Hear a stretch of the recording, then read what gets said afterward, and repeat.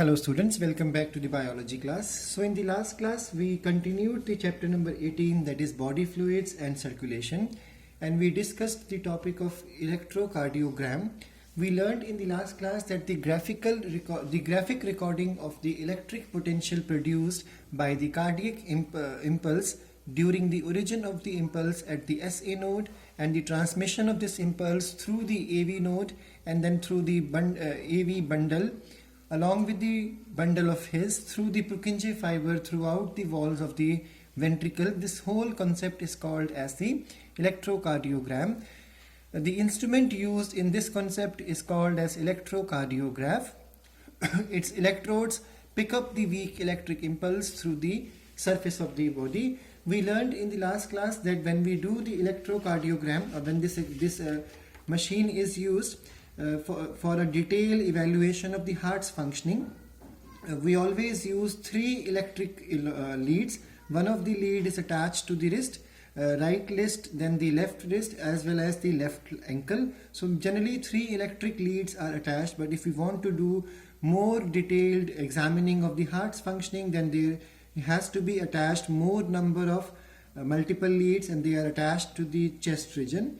We learned in the last class that this concept was introduced by, or this invention was done by Einthoven. That's why he is considered as the father of ECG.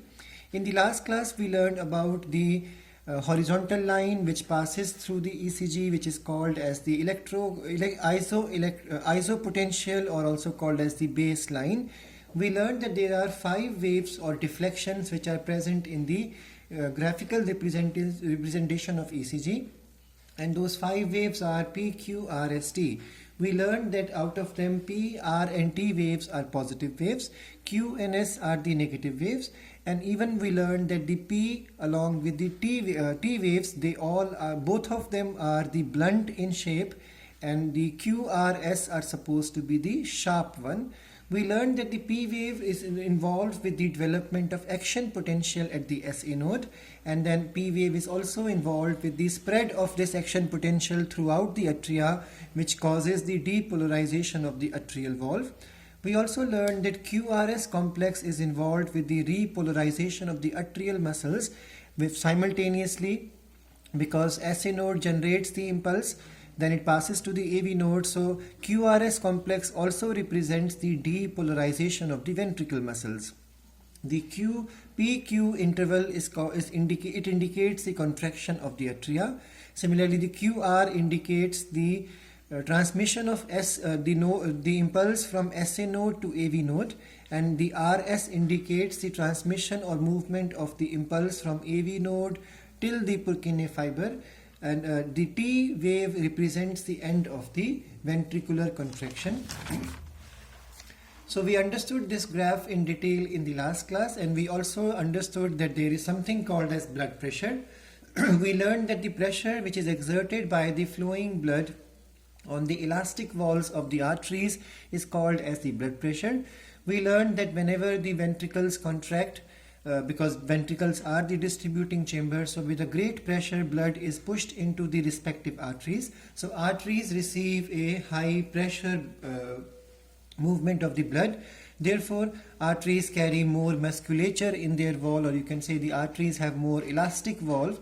And we learned that the blood pressure is measured with the help of sphygmomanometer, which was invented by Riva-Rocchi in 1896, and this measurement is done in the height of the mercury gained on the scale which is there in the machine, and that scale is calibrated in the millimeters. So the movement is measured in millimeters of mercury. We also learned that there are 2 values of blood pressure, high value and the low value, which is called a systolic pressure value and the diastolic pressure value. The systolic pressure value is 120 mmHg, and that of the diastolic is 80 mmHg. We learned in the last class that the difference between the high value and the low value of the pressure is equal to 40 mmHg, and that is the pulse pressure. And this pressure increases whenever there is problem with the artery walls. So walls become thick or you can say walls become hardened, and in that case it is called as arteriosclerosis. We also learned the Mary's law of heartbeat. According to the Mary's law of heartbeat, blood pressure is always inversely proportional to the rate of the heartbeat. In the last class, we did the detail of the single circulation. That in single circulation, there are two chambers present in the heart, and such heart belongs to fishes. There is one atrium and one ventricle. So the heart only receives deoxygenated blood for pumping. Therefore, such a heart is called as the venous heart.